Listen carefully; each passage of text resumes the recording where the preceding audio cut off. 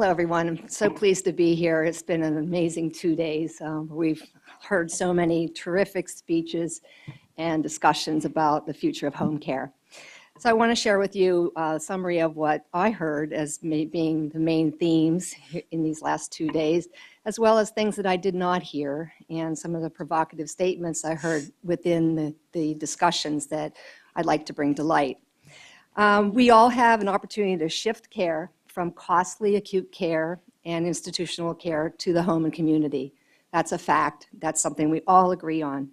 And we heard many examples that show that home care does cost less and is able to achieve the triple aim.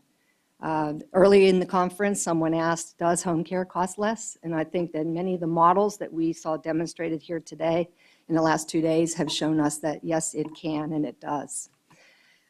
We heard about the importance of team-based care, and that it's not just the physician or the nurse practitioner or that home care nurse or the home care aide or the physical therapist or the social worker or OT, but it's a team. And so we have to keep that focus to always remember that. But within that team, which I didn't hear all the time, I heard from a few of the speakers, is the patient and the caregiver.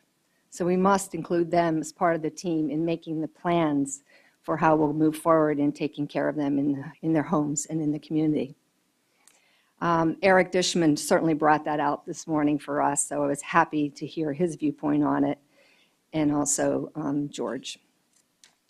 But given that we are moving toward team-based care, I think we need to put an emphasis in our medical school training, in our nursing school training, et cetera, on interprofessional care and training. We need to be in class together. We need to be in clinical together. We need to be problem solving together from the beginning so we can learn from each other and be comfortable collaborating and communicating together. We need to increase the content in medical school, nursing school, et cetera, in the curriculum about home and community-based care. In nursing school, I can speak best to that. There's a rotation, one rotation in community-based care. And the students are all focused on acute care. They all want to be the critical care nurse. And that has to change. We have to make them recognize the excitement that exists in home care nursing. Our care should appear seamless to the patients and to the providers, and that's a big charge. And many people have mentioned that, but it's something that I think for the future is one of our challenges that we need to work hard to make that happen. And information technology, as we heard over and over again, is critically important to communicate with each other, to share information, to monitor people, to teach, to support our work and evaluate our outcomes. And within those IT systems, we need patient portals so they can share in the information gathering, sharing, and use of it. And that we can engage patients in self-care by sharing information to them, giving them feedback about their health in ways that's useful to them and meaningful. We heard from the Veterans Administration how successful they've been in their programs, and they have one IT system, and that I think is really very important factor in their success. And I think we need to examine what they're doing right that has helped them to be so successful. Our last speaker talked about standards and the ability to share information across systems. And I want to make the audience aware of an ANA recognized standardized language for documenting in home care called the Omaha system. And the Omaha system is a way of documenting a patient care plan under 4 domains of environment, psychosocial, physiological, and health behavior, that has everyone speaking the same language about what the patient's problems are. And it's an interprofessional language that other professions can use to document. It has signs and symptoms that support those problems, and then it goes on to give the nurse or the clinicians ability to document their interventions that are attached to those problems and rate outcomes. And in the agencies that have used this system, they're able to track exactly what the clinicians are doing and how they achieved outcomes based on what kinds of problems they were addressing. So it's extremely useful. The state of Minnesota has adopted the Omaha system. as a standard for their public health system, and the reams of data that are coming out of that state because of the use of that is being used in data mining and being able to develop evidence-based protocols based on best practices because of having a standardized way of documenting what we're doing. So I want to make the audience aware of that. Home health and personal aid workforce. One of our speakers talked to us about how critical that is, the training of them, the retention of them, the quality, measuring their quality, and being sure to include them in the team as well.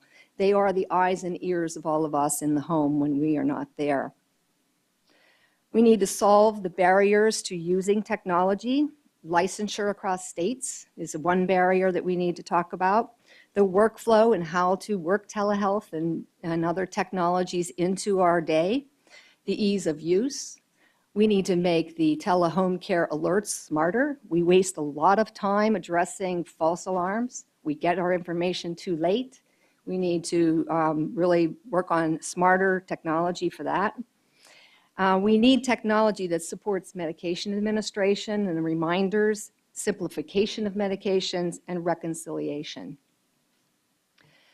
We've heard a large emphasis about function, and I was happy to hear that. And many mentioned the importance of exercise and physical therapy and other interventions to maintain function. We did not hear much about supporting the team, though, with evidence-based protocols and decision support. So another way to use technology is to push information to our clinicians and decision support at the point of care. So our IT systems need to be developed to provide that. Also continuing education for the providers in home care. I did not hear anything about that, about developing the workforce, making sure that we have the training and the tools in caring for gerontology patients.